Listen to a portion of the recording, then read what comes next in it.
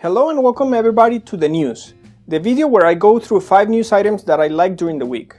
This week was actually hard to choose some of these items, so let's get right into it. First, we have Samsung. Samsung has finally published the real reason behind the explosions that plagued the Note7 line.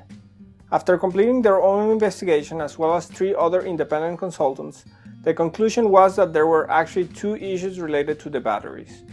Batteries created by Samsung had the fault where they were too big for the phone's casing, which led to bending and short-circuiting.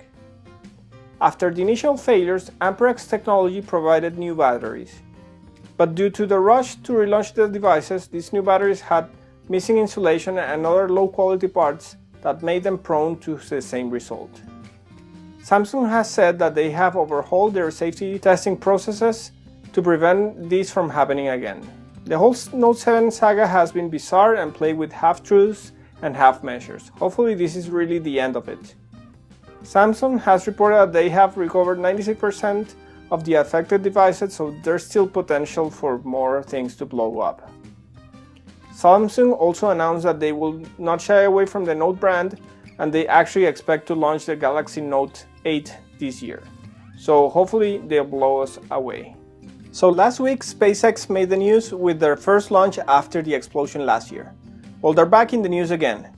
This time they've announced that their next launch will be the last one that uses expendable rockets. The rocket being used is fully capable of landing itself, but due to the mission parameters it won't have enough fuel to do the maneuver. This is due to 2 reasons. First is that the EchoStar satellite being launched is quite large and heavy.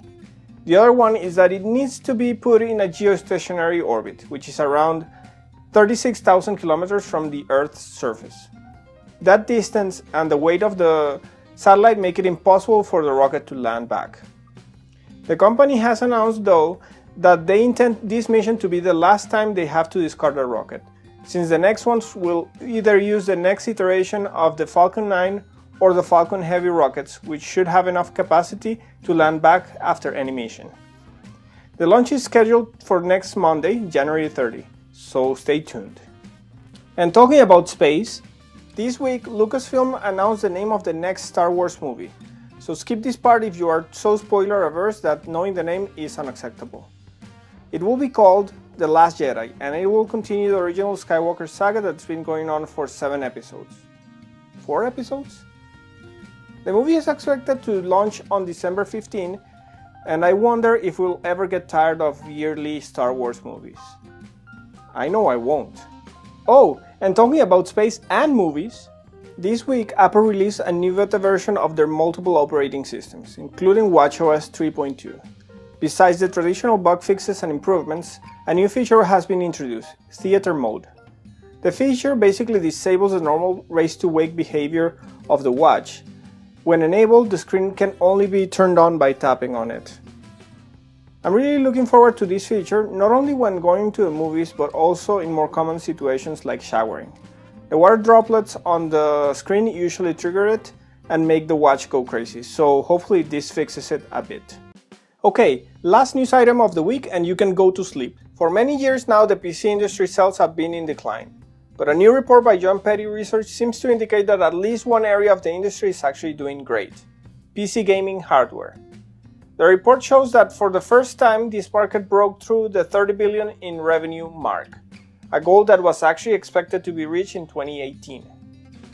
The feat seems to be fueled by a combination of multiple things: the failure of consoles to convince enthusiast gamers, and the value proposition of PCs that enable a better experience.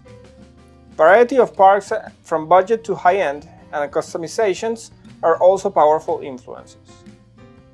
The report also makes it a point to identify that PC gamers are actually very enthusiastic no matter their budget. Nonetheless, high-end parts still took the biggest chunk of the market, with 43%, the mid-range 35% and the low-end 22%. It's gonna be interesting to see this same report next year, since a lot of people will be finally making their upgrade decisions after AMD launches their Ryzen and Vega lines.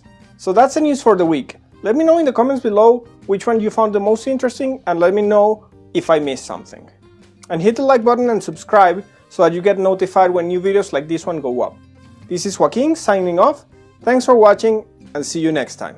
Bye bye.